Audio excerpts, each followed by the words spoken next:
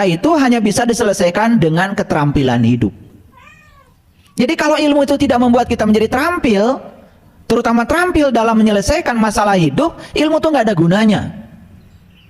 Makanya ilmu itu bukan hanya diamalkan, tetapi ilmu itu harus diasah.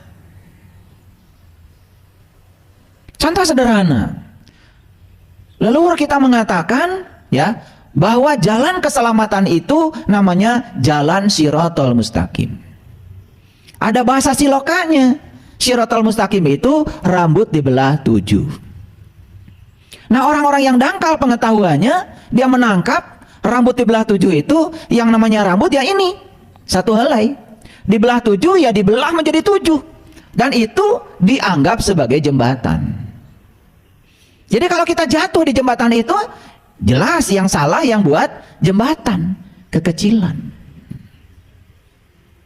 Padahal itu siloka sebetulnya. Itu bahasa amsal, bahasa perumpamaan. Ternyata begitu kita bongkar rahasianya sedikit saja ke dalam, Quran memberikan sedikit ya petunjuk. Sedikit petunjuk. Ihdinas Shiratal Mustaqim, tunjuki aku ke jalan yang lurus. Jadi Shiratal Mustaqim itu ternyata Shiratal Ladina An'amta Alaihim, jalannya orang yang diberi nikmat. Jadi sudah bergeser dari siloka tadi. Karena kita membayangkan Shiratal Mustaqim itu adalah secara fisik, rambut dibelah 7. Ternyata di Quran Shiratal Mustaqim itu adalah jalannya orang yang diberi nikmat. Kan sudah bergeser itu. Dari yang bersifat fisik kemudian menjadi pengertian. Apakah sampai di situ sudah selesai? Belum selesai. Ada pertanyaan lanjutannya. Siapa orang yang diberi nikmat itu? Quran ngasih lagi penjelasan. Orang yang diberi nikmat itu cuma 4. 1 para nabi, 2 para siddiqin, 3 para syuhada, dan 4 para solihin. Jadi yang diberi nikmat itu cuma 4. Para nabi, para siddiqin, para syuhada, para solihin. Gak ada orang kaya di situ. Gak ada miliarder di situ. Gak ada triliuner di situ. Tidak ada orang yang banyak tanahnya di situ. Tidak ada orang yang banyak sawahnya di situ. Tidak ada orang yang banyak duitnya di situ. Gak masuk. Kalau begitu ada pertanyaan lanjutan. Kalau begitu nikmat itu apa? Saya kemarin makan di restoran, nikmat sekali. Hati-hati. Itu nikmat atau enak? Karena nikmat dengan enak itu beda. Seperti senang dan bahagia. Kalau kita mendapatkan sesuatu itu namanya senang. Senang itu mendapat. Dan ketika yang didapat oleh kita hilang dan lepas, ternyata kita sedih. Itulah kebalikan dari senang, sedih. Kalau bahagia beda. Bahagia itu bukan mendapat, malah justru bahagia itu melepaskan. Melepaskan ikatan kita pada yang kita dapat, di situ kebahagiaan ada. Orang yang mendapatkan sesuatu itu senang, maka ketika sesuatu itu mau diberikan kepada yang lain pasti sedih. Tapi orang yang mendapatkan sesuatu karena bahagia, dia melepaskan pada orang lain pun bahagia. Bahagia itu mendapat atau melepas, gak ada ngaruh. Nah, sementara selama ini kita mengartikan senang sama dengan bahagia. Beli mobil baru itu senang. Dapat rumah bagus itu senang. Gaji naik itu senang. Uang banyak itu senang. Sehat itu senang. Dan senang bukan bahagia. Bahagia itu ketika kita sudah selesai dengan diri kita sendiri. Saat kita sudah tidak berkonflik dengan diri kita sendiri, disitulah bahagia. Maka bahagia tidak bergantung pada faktor luar. Bahagia adalah urusan pribadi kita masing-masing. Kan sudah beda kan? Sama seperti enak dengan nikmat. Ternyata nikmat itu hanya diberikan kepada para nabi, para siddiqin, para syuhada, para sholihin. Hanya mereka yang dapat nikmat. Jadi kalau begitu nikmat itu apa sebetulnya? Ternyata nikmat itu nggak ada kaitannya dengan uang, nggak ada kaitannya dengan makanan, nggak ada kaitannya dengan urusan-urusan yang bersifat materi, karena nikmat yang sesungguhnya adalah merasa selalu bersama dengan Allah. Nah, pertanyaannya, apakah kita ini termasuk orang yang sudah dapat nikmat? Apakah kita merasa bersama Allah setiap saat, setiap ruang dan waktu? Itu kan pertanyaan lanjutannya. Nah, itu makanya kode rahasianya harus dibuka. Jadi hari ini saya akan memberikan sedikit clue-nya saja. Ya, kode rahasia untuk membuka harta karun yang terpendam dalam diri. Jadi harta karun yang paling besar, harta karun yang paling berharga, tidak ada kaitannya dengan uang, dengan emas, dengan berlian. Tidak ada. Harta karun yang paling besar adalah yang tersembunyi dalam diri kita. Dia lebih dekat kepada kita, melampaui dekatnya uratan di leher kita. Itu harta karun yang paling besar. Pemilik segala harta karun, pemilik segala yang ada di semesta ini. Itu sebabnya bodoh sekali kalau manusia datang kepada Allah hanya meminta ilmunya, hanya meminta hartanya, hanya meminta ampunannya. Kenapa sih datang ke Allah tidak minta Allahnya saja? Karena siapapun yang meminta Allahnya, ya dapat ampunannya, dapat kedamaiannya, dapat kesabarannya, dapat rahmannya, dapat rahimnya, dapat semuanya. Itulah kebodohan kita selama ini. Nah, sekarang gimana caranya supaya kita bisa membuka ya kode rahasia yang tersimpan dalam diri, dan kalau itu terbuka kode rahasia itu, kita akan mengalami kehidupan yang tanpa batas dalam segala dimensi kehidupan. Kan saya sering memberikan ilustrasi. Kenapa Pandawa itu menang ketika perang melawan Kurawa? Satu rahasianya. Guru mereka sama-sama Sri Krishna, sama gurunya, sama Krishna gurunya. Tapi saat mereka sebelum berperang datang kepada Sri Krishna, yang diminta oleh Kurawa itu adalah senjata dan tentara. Tapi yang diminta oleh Pandawa, Krishnanya. Kurawa itu melambangkan orang yang sudut pandangnya itu selalu silau dengan materi. Dia melihat seakan-akan tentara dengan senjata kalau dikuasai oleh dirinya dia akan menang perang. Tapi pihak Pandawa melihat sesuatu yang berbeda. Dia tidak lihat harta, dia tidak lihat yang lain. Yang dia lihat adalah pemilik hartanya. Yang dia lihat adalah pemilik senjatanya. Siapa? Krishna. Pinter gak itu? Pinter. Karena sekalipun tentara dikuasai Kurawa, senjata dikuasai Kurawa, tombolnya dikuasai Krishna. Kalau tidak ada komandan dari Krishna, nggak bisa semuanya berdaya. Makanya perang Baratayuda itu dimenangkan oleh Pandawa, karena Pandawa itu saat datang pada Krishna tidak meminta apapun kecuali minta supaya Krishna menjadi saisnya. Dan berdiri ya di keretanya Pandawa di depan. Siapa yang mau nembak Pandawa? Krishnanya di depan, tentara sana kan bawahannya Krishna. Jadi kenapa selama ini perang Baratayuda di sini kalah? Kenapa kalah? Karena kita menggunakan sesuatu yang ecek-ecek dalam diri. Pernah nggak kita berdoa kepada Allah? Ya Allah, cukuplah Engkau. Ya Allah, cukup Engkau. Doa kita panjang, minta ini, minta itu. Tetek bengek. Ya teteknya, ya bengeknya.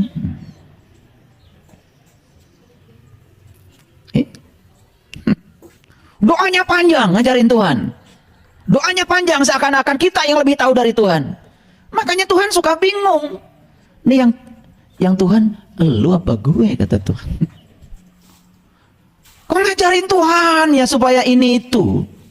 Makanya lihat ya, perjalanan semua orang-orang spiritual di puncak kesadarannya cuman satu doanya, hasbi Allah.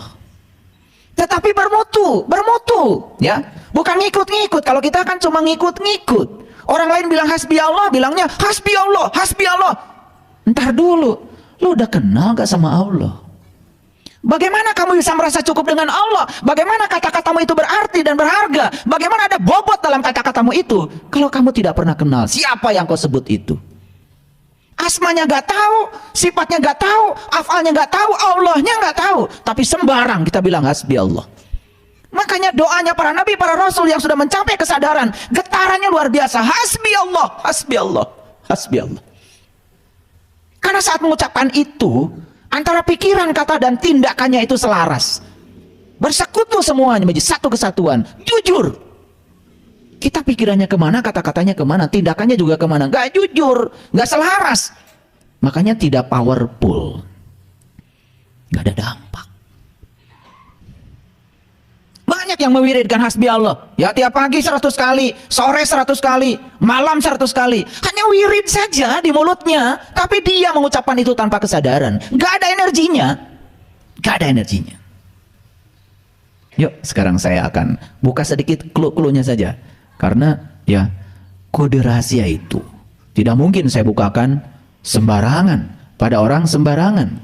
Makanya Allah saja mengatakan, watil kal amsalu nadribuha linnas wa ma yaqiluha illal alimun. Perumpamaan ini aku buat untuk manusia dan tidak ada yang memahaminya kecuali orang yang berilmu. Nah, kita bahas dulu siapa orang yang berilmu. Apakah yang berilmu itu yang sekolahnya S1, S2, S3 itu? Kalau disebut orang berpengetahuan, yes, karena dia belajar knowledge. Apakah mereka yang sekolah tinggi itu punya keterampilan menyelesaikan masalah dalam hidup? Belum tentu. Apakah mereka punya kesadaran untuk bisa menerima apapun yang terjadi dalam hidup apa adanya? Belum tentu. Yang ada apa?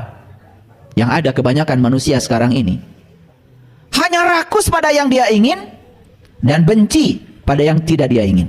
Itu aja manusia. Sekolahnya setinggi apapun begitu kok kebanyakan. Serakah pada yang dia ingin dan kemudian benci pada yang dia tidak ingin. Itu aja manusia. Dan siapapun yang saat ini adalah rakus pada yang dia ingin dan kemudian benci pada yang tidak dia ingin, sebetulnya dia sedang menolak hukum alam. Disitulah sumber penderitaan. Makanya mau sekolah setinggi apapun, kalau masih seperti itu, Anda masih menderita. Siapa yang sudah selesai dengan dirinya sendiri? Yang sudah tidak serakah pada yang dia ingin, yang sudah tidak membenci apapun yang terjadi sekalipun itu tidak dia ingin. Dia percaya di belakang semua itu ada sang kehadiran. Dia percaya di belakang itu ada sang keberadaan. Dia percaya di balik semua yang terjadi, diinginkan atau tidak diinginkan, ada pesan semesta yang sedang disampaikan kepadanya. Dia tangkap pesannya. Itulah orang bijaksana. Jadi siapa yang berilmu itu? Mari kita runut ke belakang, ya. Kita runut ke belakang. Apa sih ilmu yang diajarkan Allah pada Nabi Muhammad? Apa sih ilmu yang diajarkan Allah kepada para nabi, para rasul yang lain? Apa? Ilmu apa? Karena kalau kita berbicara ilmu banyak, ada matematika, ada fisika, ada kimia, belum lagi ada teknik, betul? Teknik pun macam-macam. Wah, banyak. Yuk kita lihat. Di Quran kan Allah berfirman sederhana sekali. Laqad kana lakum fi Rasulillah uswatun hasanah. Udah pada hafal. Karena tiap tahun jadi panitia muludan. Hafal ayat itu. Ya, hafal. Sesungguhnya pada diri seorang utusan Tuhan itu ada uswatun hasanah. Uswatun hasanah itu adalah teladan yang sempurna. Itulah sesungguhnya info dari Allah. Itu adalah kode rahasia. Teladan yang sempurna tentang apa? Liman kana yarju. Liman kana yarjullah. Yarju, roja, itu artinya berharap. Bagi orang yang berharap Allah, bagi orang yang ingin jumpa dengan Allah, bagi orang yang ingin merasakan kehadiran Allah, itu ilmunya. Dan kalau Anda mendapatkan itu hari ini, di sini saat ini, wal yaumal akhir wa zakarallaha katsira. Tahu yaumul akhir? Tahu yaumul akhir? Kalau di Quran ada yaumul akhir, selalu saja kita berbicara hari kiamat. Kalau kita berbicara hari kiamat, selalu aja berbicara hancurnya alam semesta ini. Gak nyambung. Kiam itu artinya bangkit. Jadi hari kiamat itu bukan hari hancurnya alam semesta, hari kebangkitan kesadaranmu. Kapan kamu sadar, bangkit sekarang juga. Itulah kiamat. Maka Rasul memberikan ilustrasi, kiamat sudah dekat, kiamat sudah dekat. Sedekat itu kepadamu. Kau mau sadar hari ini kau mengalami kiamat. Makanya kiamat ditandai dengan gunung-gunung hancur, gunung-gunung diperjalankan. Gunung itu bukan gunung Galunggung, bukan gunung Merapi. Gunung itu adalah simbol rahasia dari puncak kesadaran manusia.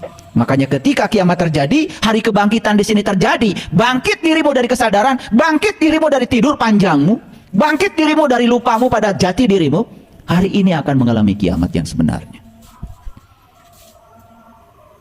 Jadi apa wal yaumal akhir itu? Yaumal akhir itu adalah hari kemudian. Catat. Apa? Hari kemudian tahu. Masih bingung juga. Hari kemudian itu adalah hari setelah hari ini. Gitu aja kok. Cuman kita selama ini begitu dengar yaumul akhir, selalu saja nanti. Yaumul akhir nanti. Ya Allah, kalau kita belajar agama nanti lagi, nanti lagi, nanti lagi, terus sekarang kamu mau apa? Waktu yang sesungguhnya punya kamu itu di sini, saat ini, sekarang. Itu yang nyata. Nanti itu belum ada. Nanti di masa depan belum ada dan belum tentu terjadi pada dirimu. Siapa yang menjamin kalian bisa hidup sampai besok? Surga nanti, neraka nanti. Gimana sih nanti semua? Surga neraka pun di sini, saat ini, sekarang. Mau damai atau tidak damai ya terserah kamu. Mau sakit hati nggak sakit hati terserah kamu. Mau marah nggak marah ya terserah kamu. Pilihan ada pada kamu. Damai surga. Marah-marah neraka. Baperan neraka. Cuek surga. Itu aja kok. Gitu kok. Orang marah-marah kita mau sakit hati urusan kita. Mau dimasukkan hati atau tidak kan urusan kita. Lah segala-gala kau masukin hati ya jadi neraka. Terbakar oleh kemarahan orang lain. Sesederhana itu kok. Sesederhana itu. Ayo ulangi lagi. Ayo ulangi lagi. Sesungguhnya pada diri seorang utusan Allah itu ada contoh teladan yang sempurna. Contoh tentang apa? Liman kana yarjullah. Contoh tentang cara kamu bisa merasakan kehadiran Allah. Contoh tentang cara kamu bisa mengakses harta karun yang terpendam yang ada di dalam dirimu. Contoh tentang cara kamu meniti ke dalam diri. Contoh tentang cara kamu bisa berdialog dengan Allah Tuhanmu yang lebih dekat kepadamu melampaui dekatnya urat nadi lehermu. Jelas sekali.